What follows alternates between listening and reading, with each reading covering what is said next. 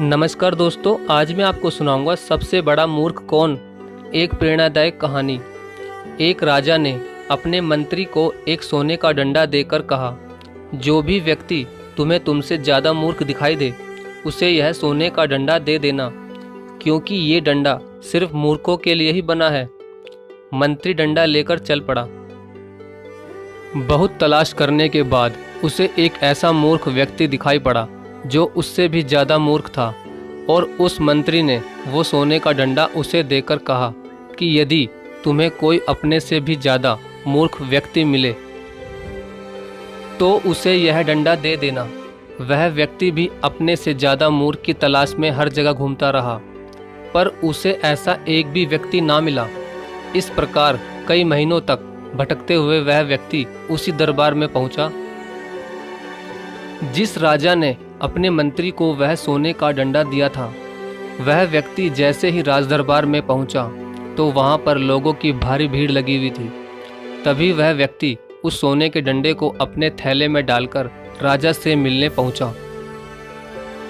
तो उसने देखा कि राजा तो बहुत ज़्यादा बीमार पड़ा था और वैद्य जी उनकी नब्ज देख रहे थे।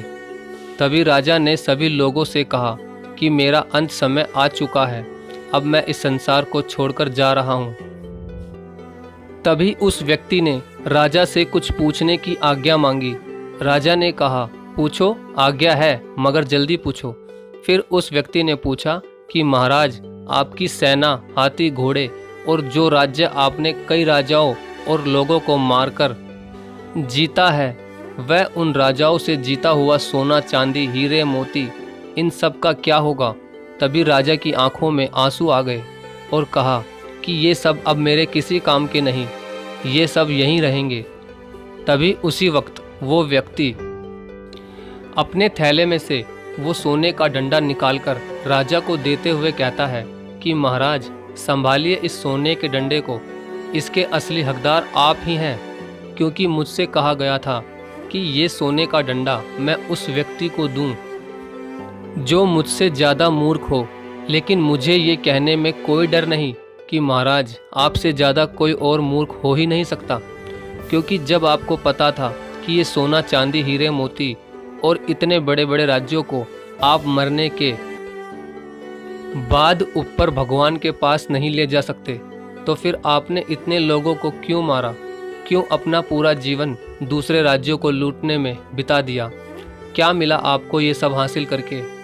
इसलिए मेरे हिसाब से महाराज, पूरी दुनिया में आपसे बड़ा मूर्ख कोई नहीं हो सकता। इसलिए मैं आपसे माफ़ी चाहूँगा, लेकिन ये डंडा आप ही रखिए। ये कहकर वहाँ से वो व्यक्ति चला जाता है। तभी राजा अपने डंडे को देखकर रोने लगता है। उसने मन ही मन सोचा कि वास्तव में दुनिया का सबसे बड़ा मूर्ख मैं ही हूँ, क्योंकि मैंने बुरे कर्म तो बहुत किए, मगर अच्छा कर्म मैंने एक भी नहीं किया। इस बात का राजा को बहुत ज़्यादा पछतावा होता है। तो दोस्तों, जीवन में हर एक इंसान को हमेशा अच्छा कर्म और दूसरों की भलाई ही करनी चाहिए, क्योंकि दोस्तों, इंसान के मरने के बाद अच्छे कर्म और बुरे कर्म ही उसके साथ जाते हैं। अगर दोस्तों आपको ये प्रेरणादायक कहानी अच्छी लगी हो तो प्लीज़ वीडियो को लाइक और शेयर ज़रूर करें। धन्यवाद।